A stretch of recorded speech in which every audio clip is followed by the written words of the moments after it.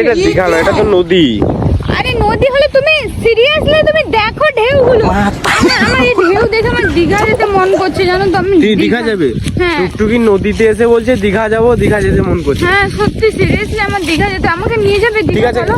তাহলে কালকেই দীঘা যাবো টুকটুকি। সত্যি কালকে নিয়ে যাবে? হ্যাঁ। ভাই যাবি কাল? ঠিক আছে। ভাই যাবি তো? ঠিক আছে। আর আমি দাদাকে আর গৌরী দিয়েও এসছে সবাই, আর ওই যে মানুষের দি তাদেরকেও ফোন করবো। হ্যাঁ দিয়ে তাদেরকে সবাইকে জিজ্ঞেস করি কালকে যদি যাই তো খুব মজা হবে, যাবো। কিন্তু একটা সমস্যা হয়ে কি গেছে। সমস্যা আবার? টুকটুকির এই সমস্যা, টুকটুকির সমস্যার শেষ নাই। কি সমস্যা হলো আবার? তোমার তো জামা প্যান্ট নিয়ে আসা হয়নি। ঠিক আছে, আমি দাদার কাছ থেকে নিয়ে নেবো।